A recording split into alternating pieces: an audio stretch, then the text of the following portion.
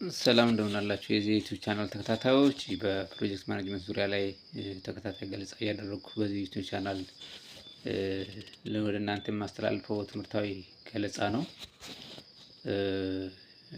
እስኪ ዛሬ ደግሞ እንዲሁ በደረቁ ዝም ብዬ በፕሮጀክት ማኔጅመንት ዙሪያ ላይ ብዙ ነገር ከምል አንዳንድ የሚያበረታቱ አባባሎችን ደግሞ አልፎ አልፎ እንደዚሁ ጣል እያደረኩ አስተማሪ ነገሮችን ካነበብኳቸው ያገኘኋቸውን ጠቃሚና አስተማሪ አባባሎችንም እስኪ ለእናንተ ለማስተላለፍ ነው።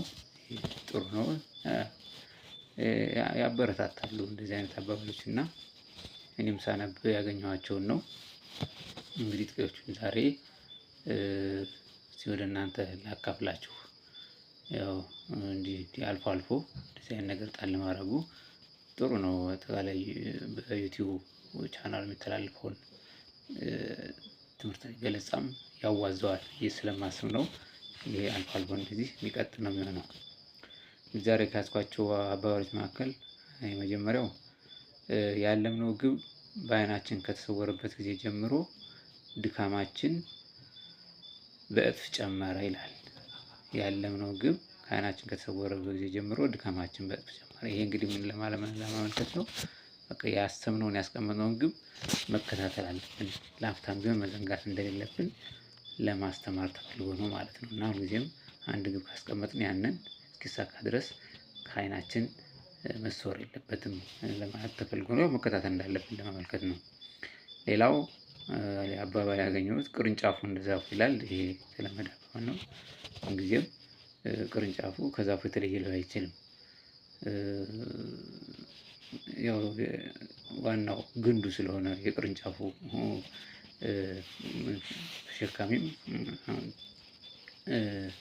ዋና መሰረትም እና ይሄም አንዱ አባባል ነው። ዞሮ ዞሮ ይሄ ሌላ ብዙ ነገሮች ያስተምራል። ዞሮ ዞሮ የምንዘራውን ያደረግነውን ነው የምናጭደው። እና ስለዚህ ያንን ለማስተማር ተፈልጎ ነው። ሌላው መሬትን መልሰን መያዝ እንችላለን፣ ጊዜን ግን መያዝ አንችልም ይላል። ይሄ ትክክል ነው። ጊዜ አንዴ ካለፈ አለፈ ነው። በቃ መሬትን ወይም ሌላ ቁስ ነገር እንደገና ልናገኝ እንችላለን። ጊዜ ካለፈ አለፈ ስለሆነ ይሄን በአግባቡ መጠቀም ያስፈልጋል ማለት ነው። ሌላው የገንዘብን ዋጋ ማወቅ ከፈለክ ሂድና ከባንክ ተበደር ይላል። ትክክል ነው። የገንዘብን ዋጋ ለማወቅ ከፈለክ ሂድና ከባንክ ተበደር። ባንክ ብድር ያለው ሰው ምን ያህል እንደማይተኛ ስለሚታወቅ ማለት ነው። ምን ያህል እንቅልፍ አያስተኛም፣ ምን ጊዜም ያሳስባል። እና በዛ ልክ የገንዘብን ዋጋ ለመግለጽ ተፈልጎ ነው። ሌላው ቸኩለው ያፈሰሱትን ተቀምጠው ይለቅሙታል ይላል። ይሄ ብዙ ጊዜ በሀገራችን የሚባል ነው። ይሄ መረጋጋትን ለማስተማር ነው። መረጋጋትን ለማስተማር ተረጋግተን አንድ ነገር መስራት ነው ያለብን እና ስንቸኩል ብዙ ነገር ስለምናበላሽ ታስቦ በአስተማሪነት የተገለጸ ነው። ሌላው አጠቃላዩ ከእያንዳንዱ ክፍሎች ድምር ይልቅ ይበልጣል ይላል።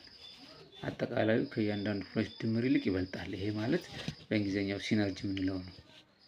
ስለዚህ ድምር ውጤቱ አጠቃላዩ ይበልጣል ለእያንዳንዱ ክፍል ይልቅ ነው የሚለው።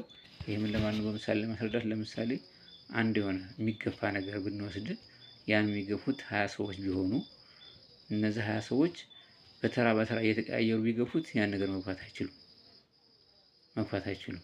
20ዎቹ ግን አንድ ላይ ሆነው ቢገፉት ግን መንቀሳቀስ ይችላሉ። ስለዚህ ሲነርጂ የሚባለው ይሄ ነው ማለት ነው። አጠቃላዩ ከእያንዳንዱ ክፍል ድምር ይበልጣል የሚባለው ለዛ ነው። ሌላው አዎንና የለም አጭር ቃሎች ናቸው። ለማሰብ ግን ብዙ ጊዜ ይወስዳሉ። ትክክል ነው። አዎንና የለም አጭር ቃሎች ናቸው። ለማሰብ ግን ብዙ ጊዜ ይወስዳሉ። ብለህ አሁን የሆነ ነገር ስጠይቅህ አዎ የለም አትልም። ማሰብ ትንሽ ቆም ብለህ እና ያለውን ሁኔታ አይተህ መልስ የምትሰጠውና ሁሉ ነገር ማሰብ እንዳለብን እንደው አጭር ነው ብሎ በቀላሉ ዝም ብለን ከመሬት ተነስተን እንትን ማለት እንደሌለብን እና ጊዜ መስጠት እንዳለብን ለማመልከት ተፈልጎ ነው ይሄኛው። ሌላው ትልቁን ችግር ወደ ትንሹን ችግር ወደ ምንም መለወጥ በጣም አስፈላጊ ነው። ይሄ ትልቅን ችግር ወደ ትንሽን ችግር ወደ ምንም፣ ይሄ ቻይናዎች አባባል ነው። ትልቅ ጠቃሚ አባባል ነው። ይሄ በደንብ መለመድ ያለብን ነው። ችግርን ወደ ማቃለል ማለት ነው። ሌላው ማመን ጥሩ ነው፣ መቆጣጠር ግን የበለጠ ጥሩ ነው። ማመን ጥሩ ነው። ለምሳሌ አንድ ስራ በስራችን የምናሰራው ሰው ሊሆን ይችላል። አምነን እንዲሰራ ማድረግ እንችላለን። ግን ይሄ ጥሩ ሆኖ እያለ ግን የበለጠ ደግሞ መቆጣጠር ጥሩ ነው። ይሄ ያው ግምት ውስጥ መግባት አለበት እና እንደዚህ ብለን 100% አምነን ብንተወው ብዙ ነገሮች ሊበላሹ ስለሚችሉ ማለት ነው። ሌላው የሚታገል ሊሸነፍ ይችላል፣ የማይታገል ግን ቀድሞ ተሸንፏል ይላል። የሚታገል ሊሸነፍ ይችላል፣ ሊያሸንፍም ይችላል። የማይታገል ግን ቀድሞ ተሸንፏል። ይህ ትልቅ አባባል ነው። ስለዚህ ነገር መሞከር፣ መስራት፣ ማድረግ እንዳለብን ለማሳየት ተፈልጎ ነው። ሌላ መጨረሻው ሰዎች የሚደናቀፉት በተራሮች ሳይሆን በትንሽ ጉድጓዶች ነው። ሁልጊዜም ትንሽ ነገሮች ናቸው የሚያሰናክሉና ይህም ትልቅ አባባል ነው። እንዲህ አባባሎችን እንዲህ ሳነብ ከማገኛቸው እንዲሁ አልፎ አልፎ በፕሮጀክት ማኔጅመንት ዙሪያ ላይ ገለጻ ሳደርግ አልፎ አልፎ እንዲህ ጣል አደርግላችኋለሁኝ። ደህና ቆዩ።